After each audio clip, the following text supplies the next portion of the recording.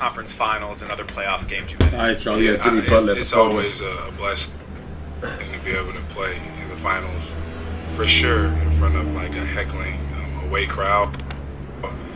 But I'm so happy for the city of Miami, this organization. Yeah, you got Jimmy Butler at the podium right now talking about the game that will be played tonight at 8:30, 7:30 Eastern time. So that's our time right here in the Midwest in Chicago. So let's listen a little bit more. They deserve to be in the finals. They deserve to win the finals and win a championship. And we will do everything in our power to make that happen. But I just know that the energy in there is going to be unmatched. It has been. Okay, you're talking about the city in Miami. As y'all know, it's Wade County. That's what it's known as right now because Dwayne Wade made it so popular. But now, I said they should nickname the city Bucket City because Jimmy Butler get buckets, basically. Throughout this entire playoffs run, and even in the regular season. So yeah. I know they're going to show up. I know they're going to show out. And I know we're going to do the same. You're talking about the fans, y'all. Steve over here on the right. Steve Ashburner, NBA.com. Jimmy, when you guys talk about Heat culture things, like commitment to winning and sacrifice and playing with an edge.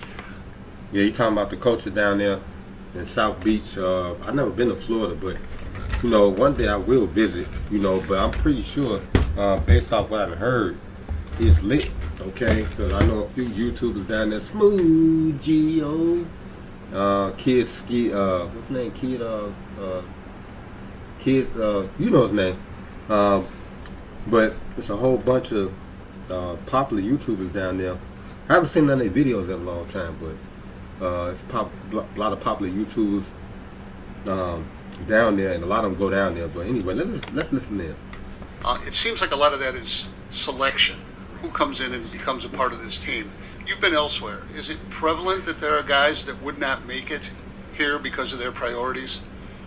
I don't know. I don't have too many bad things to say about any organization, any player that I play with.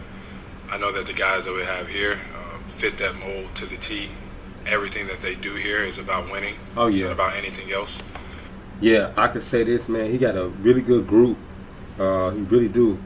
And I was saying this, to my coworkers that was asking, like, and I was telling them about team chemistry, and that's important because, a lot of these players, they get on these teams and they'll be idle, not really involved. Some players probably don't like the city, that they in, the weather conditions, a lot of things like that. But if you could establish a bond with your players, that'll overlook all that stuff. And, y'all just come together, man, and try to, collectively get it done, for the cause of trying to be successful. That's the whole point. But I hear, that's what it's about. And so we ride with that. We think about that. Nobody really thinks about the past or where they have been or the future where they might be. Exactly. I think the best part about this squad, this time, is we're in it for right now, every single day, and that's what that Heat culture is about. Just to follow up, have you seen instances where the culture or you guys have been able to convert somebody and really make them appreciate what it is that goes on here, or do they just not show up at the door? No, everybody that. That's an interesting question because, like I said, a lot of people don't be feeling the city. Like I know Jimmy Butler, when he was around here. Of course, D Rose is from Chicago. I know he had to get used to our culture, okay, especially if he's going down the nightlife, and especially in the downtown area. It is not the typical thing, okay. Chi-Town has its own little animal. Since the Jordan era, it hasn't really changed. Everything has changed. It's not the same no more, man.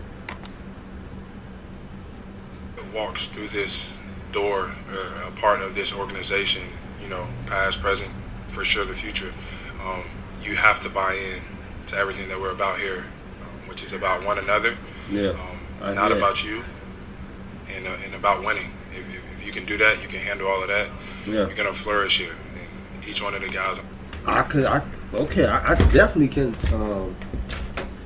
imagine, okay, because stuff that you're saying now, that's new. Imagine Okay, because you down there in good weather, okay? I mean, and you seeing, I'm keeping it 100. Pretty girls like every 2 minutes. They got all type of events down there, man. It's like Miami has taken over Atlanta scene with the Freaknik. California had their little thing, but it seems like Miami is where it's happening at.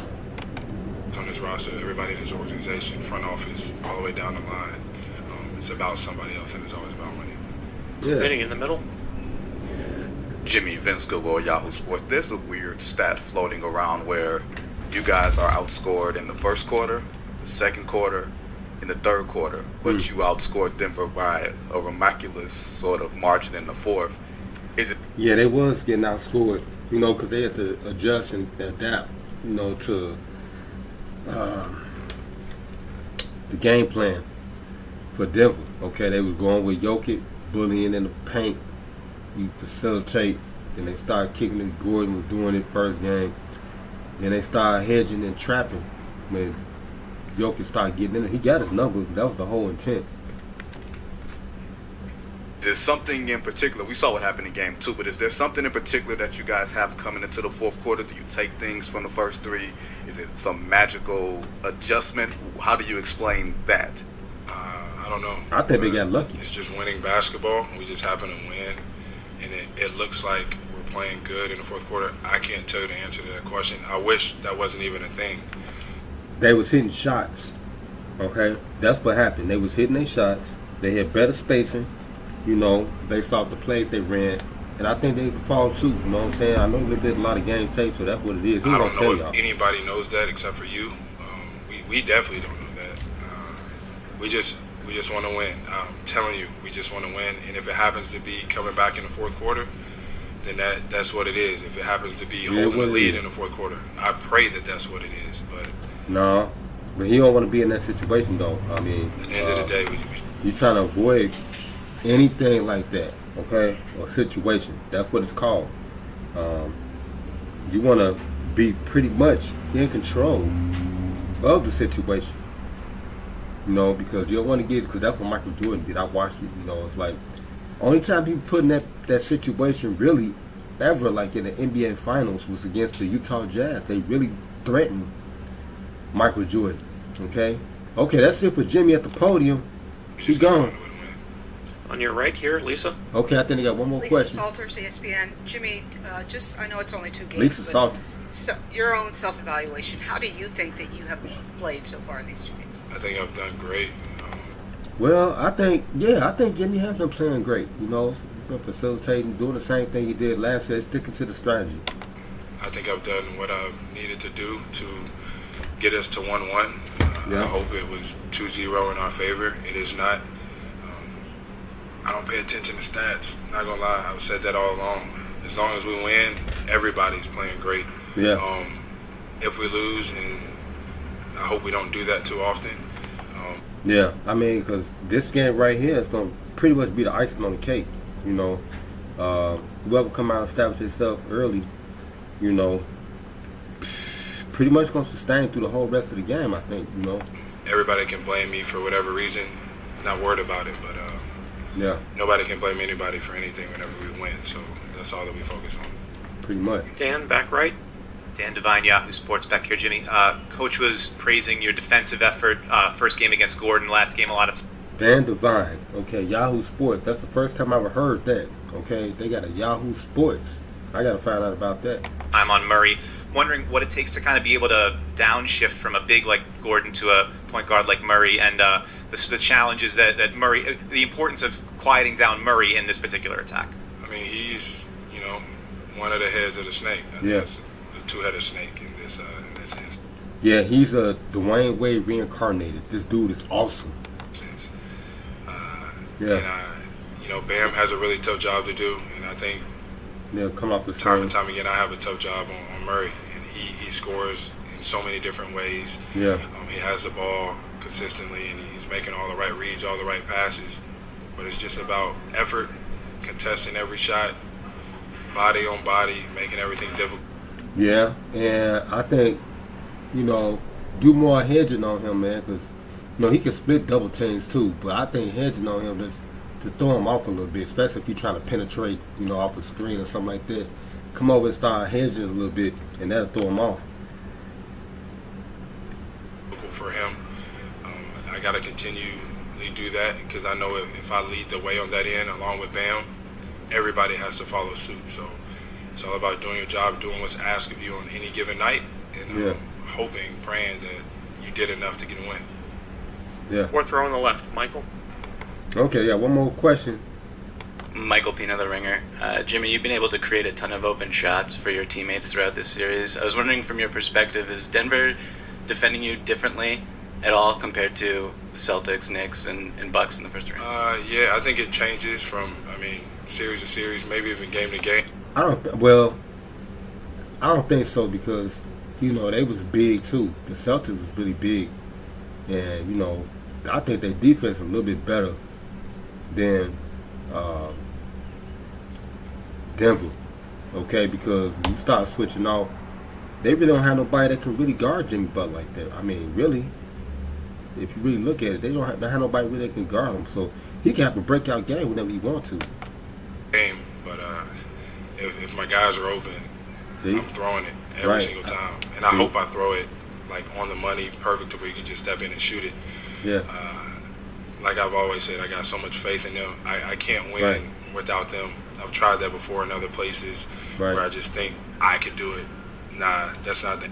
Yeah, see, that's what I was saying. Like, he could score 50. I was talking about that with our supervisor, Jamal Cartwright. We was talking about, but you gotta understand this, Jarrell Cartwright. You gotta understand this, man. Jimmy Butler is a professional. Like my Uncle Harry, rest in peace, always told me, man. I'm a ball player too. He said when these players get to the league, they are professionals. Okay, don't get it misconstrued. Don't think this boy got a skill set. He could do all the stuff out here, all the new stuff that's going on, all the step overs, all that other stuff. I know I mastered it too. I just did it. But basically, what you're trying to do is play based off the game. Has presented to you, okay?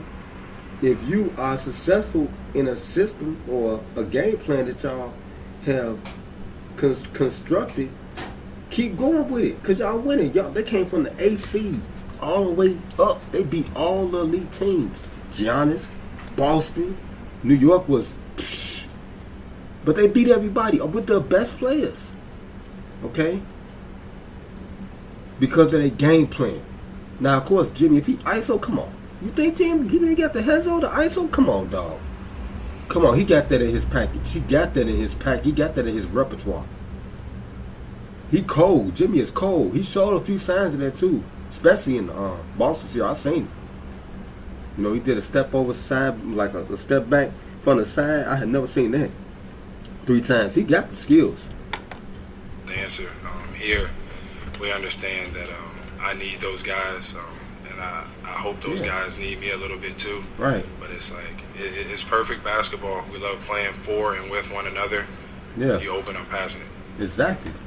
Last 2 questions, Joe, and in the second row. Joe Varden, The Athletic. Jimmy, right along with. Yeah, he said it. He answered it best, man. He said, if you open, that's how we used to get 5 touches. They move the ball really good.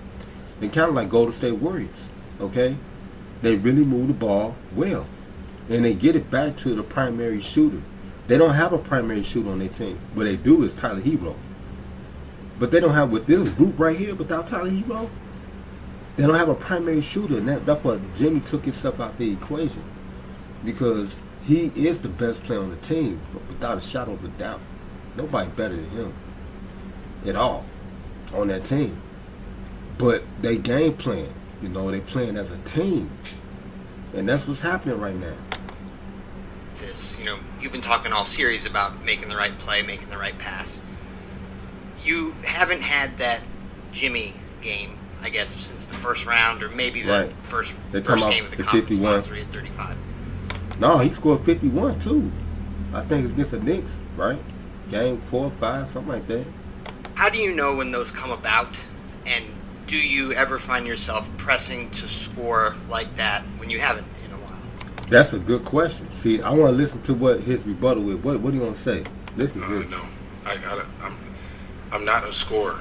Like, just because I score, Now that's cap. Jimmy, you know that's cap.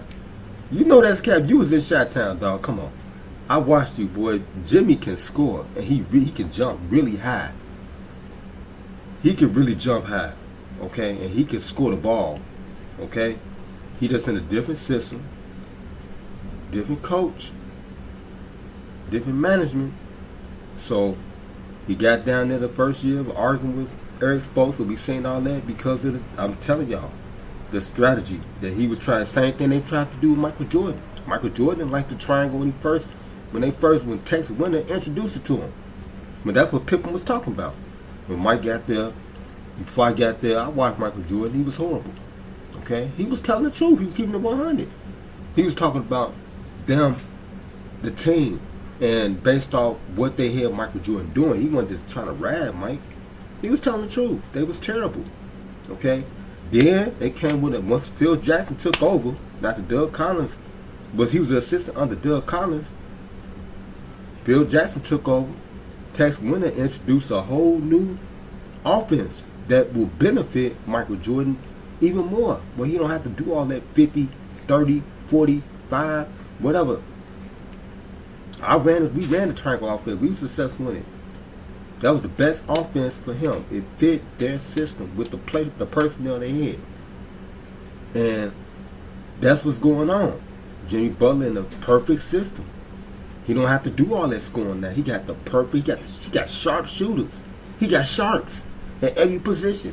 Power forward, center. They got Kevin Love. They got sharp shooters. He don't have to do all that now at all. He can pick and choose when he want to score.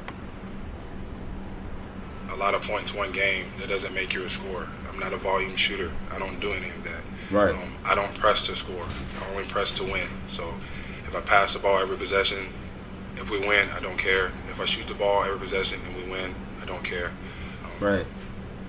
This playoff Jimmy narrative. Now he do care though, because those stats, I'm telling you, that's what happened. That in the long run, that's gonna be a definitive in your career, like making it to the Hall of Fame. But a lot of people don't have all the accolades, and they still make it to the Hall of Fame.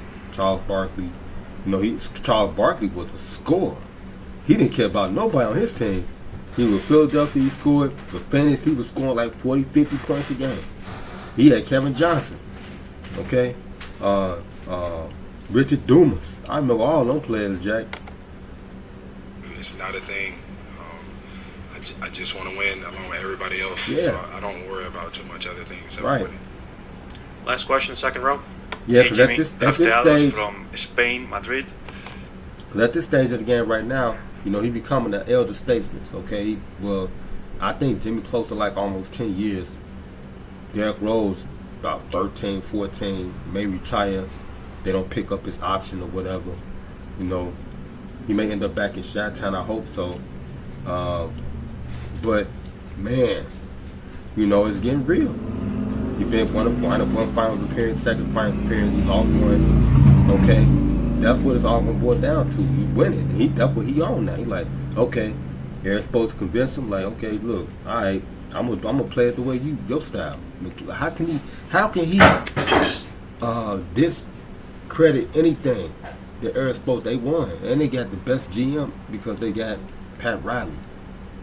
Pat Riley has seen it all. Okay?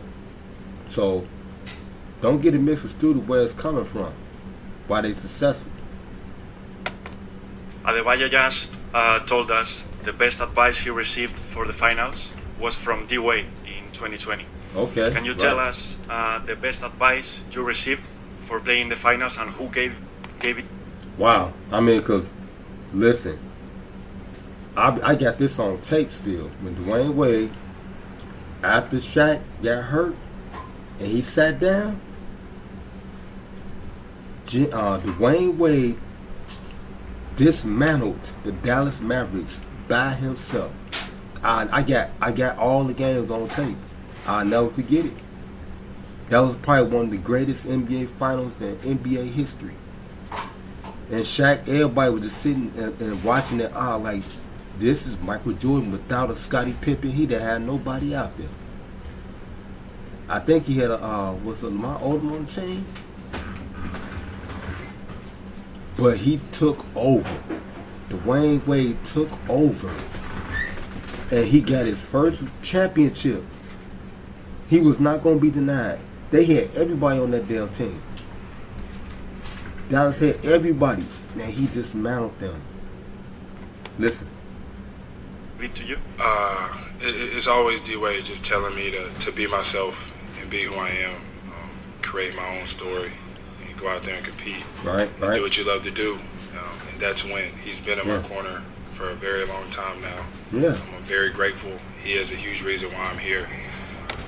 Yeah, why he's successful. Okay, he left Chicago with him. Okay, same thing I should have did. I should have left Kennedy King with Paul McPherson. He was successful when he went to DePaul. You know, I was sharp. He knew that. He played against me in high school. You know, Paul McPherson. He made it to the pros. Got drafted by the Phoenix Suns. He pulled up over here on 57th and 56 and Kane Drive. That was my oldest daughter at that time. She was probably about 5, 6. Pulled right up on me, man. This was like 2001, 2. I had a purple Intrepid, okay. And at that time, after he graduated, because they had won 3 JUCO titles at Kennedy King. I had just got back from Grambling. I was trying to go to Chicago State. I done told this story many times because Craig Hodges came, I guess, looking for me. I was the best shooter in my class. I know that for a fact. I went to the citywide 3-point contest at Dunbar. I froze up because they had like medicine balls, man. It wasn't like how it was when we was practicing. It's like the way I was running around trying to take it off the rack. You know, I didn't feel the ball, man. It's like they set me up for failure. So I learned a lesson. I guess I was being scouted by Craig Hodges. He came to my house, and I was out there playing on a blacktop on 6th, 9th and Wood at this playground. And it's a school right there called Rasta Elementary School, right there on 6th, 9th and Wood, with like 70th and Woods. And I was playing with my man, what was my man's name? He went to Harper High School. We was out there playing because he was a star at Harper High School. And we were playing in the off season together, work out with each other. But my little stepbrother Paris came up there, and he was like, "Lawrence, this NBA player at the house looking for you." And Craig Hodges at that time, everybody knew he was the best shooter on the planet. He had won 3 straight 3-point contests, defeated Larry Bird, playing Michael Jordan, the first 3-peat thing, and all this and that. This was before I went to Kennedy King, though. But he came looking for me, and I'm just telling y'all a story. And like he tell this story, and he signed an autograph on a Tupperware bowl and left it. My auntie Ina was there, my father, and I was like, why nobody didn't come bring him up to the court? You know, if he was looking for me, but it's like that's how strange Chicago has always been to me, man. You know, it's like they keeping me out of loop, and it's like they so private and secretive. They got a secret life around here, especially with this entertainment and stuff. Like I don't supposed to be a part of it or something. I'm not allowed. You know, that's how it's been. You know, ever since I laced my shoes up and I did all this other stuff, I'm not allowed to be a part of the scene. And they got all this gang bangers and stuff around. It's so political with that. You know, that would turn people off. Probably turn Jimmy Butler off. All this gang banging. He from San Antonio, Texas. You know, he probably came around, what the hell is this? The culture of this Chicago? Like, nah, get me up out of here, cuz. Oh, for real. That's how I'm feeling right now. I just want to leave Chicago, man. It's like, I don't feel it no more, man. You know? And it's too childish right now. It's like, and they killing people over anything. But anyway, after that, you know, that's what really started my quest when I got back from Grambling State. I was going to walk on, you know, as a red shirt, because I wanted to go NCAA. I didn't want to do no JUCOs like my coach was trying. Chuck Frazier was trying to get us to go to the JUCOs, the junior league. I was like, no, I'm going to go straight. And he talked about that too, Jimmy Butler. I think he did go to junior college, so I probably should have did it, you know. but I wasn't feeling it. I wanted to go NCAA because I was the best shooter, like I said. In my class, I was just like damn near Steph Curry. I'm shooting 50-foot three-pointers. NBA referees that I gained, they witnessing this. I had defense, all that, dunking the ball. They was just, like wow, you know. And my coach was just playing me. I'm a 6 man come off the bench. I should have been starting with my group that we all moved up together from Frostside. I moved up last, you know, because they still need to be on Frostside. Until I had a breakout game at DuSable, scored about 20 points. They moved me up that night, you know, and I was with my group. And we started winning. I was the 6 man come off the bench flaming. I never missed a shot in the game, never missed a free throw. Right-handed guy. I never missed a shot or a free throw. Name in the newspaper just like the main stars on our team. Floyd Farrell, Aaron Watkins, Antoine Anderson. My name in there too. I'm flaming too, but you know, they would put all my stats in there and stuff, and then it's like they would play me. I was like, man, what's going on, man? You know, what is this, you know, this thing in Chicago with me? But they don't like me or something. Like, I'm from here. Like, they don't even support me or nothing. Like, look at I got my own stuff, man. Look at that. They don't, Chicago a trip, man. All they want to do is gang bang, shoot up. They stole my car. I wouldn't be here right now. I'd be at the gym. Probably at Naperville. I like Naperville, Export Fitness. But I'm stuck in Washington Park for a little bit longer than I should be. That's how Jimmy Butler was feeling. He was stuck here. He didn't want to be here. I don't want to be here. But anyway, let's finish this story off, and we're gonna listen to the rest of Jimmy Butler. And probably feels like 3 years later, after I come back, go through the ringer, they won't let me in school at Chicago. I had credit. Credit hours. Grambling let me in. A university let me in with no credit hours. I come back here, I could barely get in a junior college, and I had about 30 hours. I went to school for a whole year at Grambling. They would not let me into no university. I was trying to go to Chicago State because Craig Hodges, and if Craig Hodges see this video right now, and somebody go holler at him. He was the head coach at Chicago State. That was the only reason why I was trying to go to Chicago State. Now they said I got 2 classes left, and I have my degree. A math class and a media class. That's what my chairperson said, Dr. Liz. That was the only reason why I was trying to go to Chicago State, because Craig Hodges came to my house looking for me, and if somebody ever asked him if he remember the story, he signed a Tupperware bowl. It was a white Tupperware bowl, and he put his name on it and said Craig Hodges. Nobody brought him to the court. I was right. My little stepbrother came to the court and got me. By the time I got there, he was gone. My auntie was like, yeah, Craig Hodges said, why nobody come? I'm the best shooter in the city. I would have hollered at this man. He the best shooter on the planet. I couldn't play in the Pro-Am because I had a bank job. First Chicago Bank. My coach said, Lawrence, play as much as you can in the off season. I picked up street ball skills. I came back looking different. I guess he didn't like that. You know, everybody was like, damn, Lawrence, you done got cold. I'm jumping higher. I'm dunking. I'm doing all type of stuff. Because I was out there working out every day with my man from Harper High School. We was going hard. Okay? We was going really hard. And I was dating a basketball player. And she ended up going to college. Yup, she was like a year or 2 ahead of me. I was a sophomore. She came to my Inglewood game, seeing how they was playing me, and I used to get a lot of hate. She had her own car. Her name was Shanita Logan. Shanita. Yup. And she pulled up at the Inglewood over there and took me home. I didn't even ride home on the bus with them. They was like, damn, that's your girlfriend? And she was sitting in the stands and stuff, and my coach would not play me. She know how cold I am. Everybody over there in Inglewood, that's Derrick Rose came from there. Everybody know I'm over there playing with Harper High School students, the whole Inglewood. Know how cold I am. Right? He would not let me play. I could not understand why he would have gangbangers on the team. He would pull gangbangers from, like, we'll have like intramural gyms or something like that, and he'll pick people off the street and play them over me. I'm an all-star shooter. The best shooter. I'm never missing shots. I'm pulling up. I'll pull up right in front of him. 30, 40 feet. He telling me don't shoot it. I'm a shooter. Hey, listen, I'm a shooting guard at 5'7", 5'8". Can dunk. Had a 40-inch vertical. Had defense. All that. He would not let me play at all.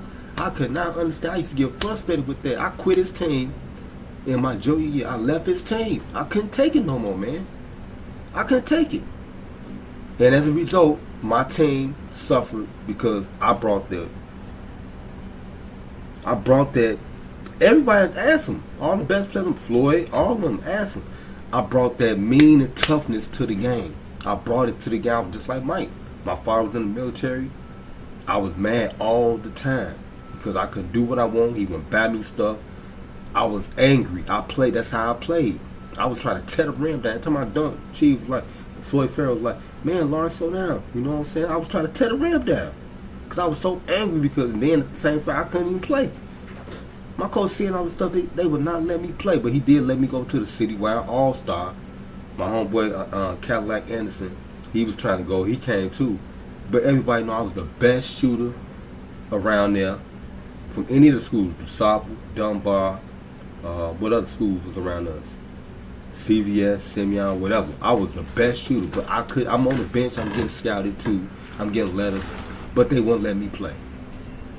I was like, what the hell is this, man? My auntie, Ina, was telling people, she was saying that people said I was up there sitting on the bench. I'm like, yeah, basically, but when I get in the game, I'm knocking down 2 or 3 shots and he pulling me out the game. And I don't play the whole rest of the game no more. I made a shot every time he put me in the game, wherever we was at. I made my shots. And they pulled me out the game, man. I was like, you know, it just frustrated me so bad. I was like, man, what the hell is this? You know, then I'm around all this game violence and stuff. But anyway, let's get back to it. The end of the story, y'all. But anyway, I ended up getting to Kenny King. Paul McPherson was over there. He remembered me from the Nike tournament. He had Nike tournaments at Kenny King. It was sponsored by Nike. They gave us the jerseys, all that stuff. Once again, I did my thing, like I said, everywhere. He remembered that. He had like a personality. He was over there on a radio station. His name was Shy Blizz. He was in my class. It was me, him, Paul McPherson. Go ask Shy Blizz. We had this model up in there. She was in our class too. It was a bunch like me, as celebrities in our class. Future NBA players like myself. Okay, I had did a presentation on properly shooting the basketball, and that woke Paul McPherson up, and he smiled because he remembered that. Because I taught him how to square. My one thing Chuck Fraser taught me how to do was square. Once he taught me how to square, it was over with. That was the only thing I was doing wrong, but I was still making my shots. Once he taught me how to properly square up, it was a wrap. It was a wrap. And then I just started working on that, and I just started jumping higher, and it was over with. My defense was impeccable. I just didn't use my hands. I had handles, but I didn't use it like that. In my passes, I just focused on my jumping, my dunking, and my defense. Because that's what Michael Jordan did. I watched him. But then, fast forward, after Paul McPherson, he was about to graduate, and my little homie, Omar Bowen, that was an underclassman on us, was on the Frostside team. He played with Paul McPherson. They won, like, I don't know how many titles he won with him, but he won about 2. He married now, guy. You know, his name Omar Bowen. He won 2 or 3 titles, 2 titles with him. And he told me, because I was trying to run track there, and I was trying to get on their team. He told me, Lawrence, don't even do it. Because it was over with. They had already won. Paul McPherson was about to graduate. I came in as a freshman or whatever they had me. And he told me don't do it. I was like, okay, bet. And I didn't know my time was ticking. I didn't know the clock started. The NCAA, your time, they give you 5 years to graduate. Okay, I didn't know my time had started. I didn't know nothing about that. So, after I left that situation alone, I just left it alone. Okay, I was like, okay, I ain't gonna. His Omar told me, it's like, it was over with. They won already. They did their thing. Paul McPherson, he said, I'm about to go to DePaul. He asked me, I want to come with him. I was like, no, I'm gonna go to Chicago State, man, because I want to play 1 year, and I was gonna do the same thing. He was weak from the '98 class, but I'm '96 class. You know, I was gonna put my name in the draft, and I was gonna be out of there. I was gonna that was my whole point. You know, and ended up having a baby, my daughter, my Zakia, my first child, and time went past. They wouldn't let me in Kennedy King. I finally got in Kennedy King. Then, you know, after Kennedy King, they wouldn't let me in Chicago State. I stayed there for a while, you know, did all that extra stuff. And then I had enough credit hours to transfer, but I made Chicago State. And at this time, Paul McPherson, him and Quentin Richardson, they was doing it big over there at DePaul. Now, if they would have hit me, the sharpshooter, we probably would have won the title. We probably would have made it to the Final Four or something. I know it, because I was a sharpshooter at 5'7", and I could, all this other stuff. They probably would have made me a point guard. You know, I would have had to learn that position, but I still was going to be flaming that ball. Okay, I would have been like, what's my man that came out the West Side, went to Georgia Tech, went to Crane High School, Will Bynum. I would have been like Will Bynum when he went to Georgia Tech. Went to Crane High School, alright? I probably would have been worse than him because I could shoot the ball, though, for real. No cap. But anyway, after they let me in Chicago State, sat down with Bo Ellis, Craig Hodges got fired. That was the only reason why I went to Chicago State. I was like, damn, it took me a long time to get up there. Then he sat me down. Bo Ellis came out of the city, watched the Bullets, 1977 or something like that. He sat me down, tall, light-skinned player. He was like, look, Lawrence, I'm going to tell you the rules of the NCAA. He was like, they give you 5 years to complete a 4-year degree. Once you register, your time starts ticking. You only get 5 years. I did not know that. I was unaware of that. I didn't have no mentors helping me or none of that.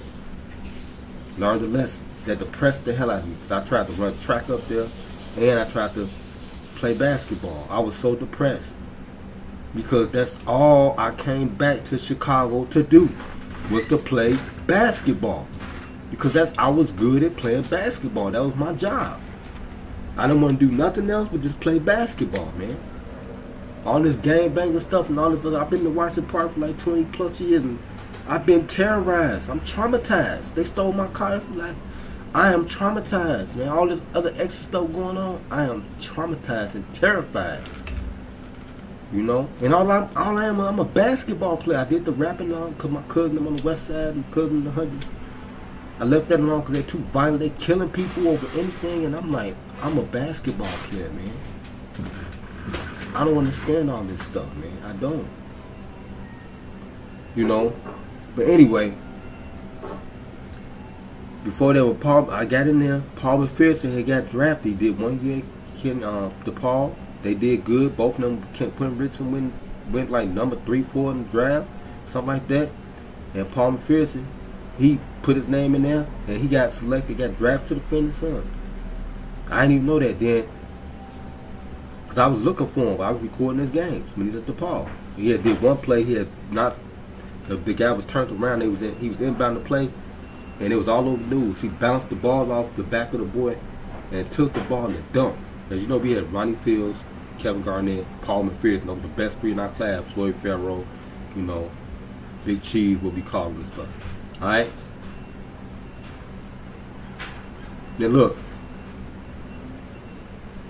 But anyway, listen.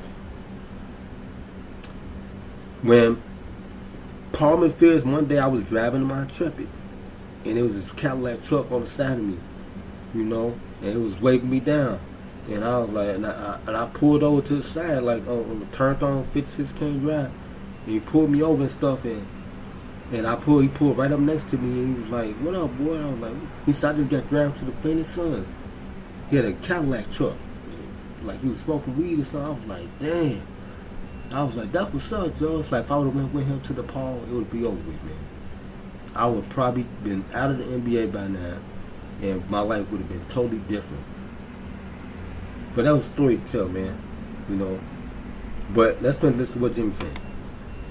I don't like to be compared to that guy, but the one thing that I do want to be like him is a champion. So Yeah. that's what I got to go do. Thank you, Jimmy. Appreciate you. Thank y'all. Okay. All right, man. That was it. Jimmy Butler at the podium. I had to give y'all story time based off what Jimmy was talking about. These are real facts, man. This stuff, all these stuff is accountable. It did happen. I thank all those that watched. And yeah, man, I hope y'all like, share, comment, subscribe. We will be watching the game later on tonight. And turn on your post notification bell button so y'all can get notified, okay, of when I'm taking care of business, okay. Me, SJ, and the baby will be watching the game, but I will do the live thing again with the scoreboard. But anyway, I can get up out of here, man. And it's your boy LCDAONE. LCDAONE to be exact. Yes, man. Make sure y'all like, share, comment, and subscribe, okay. And I'll be back later. Your sports guru, LCDAONE Church, and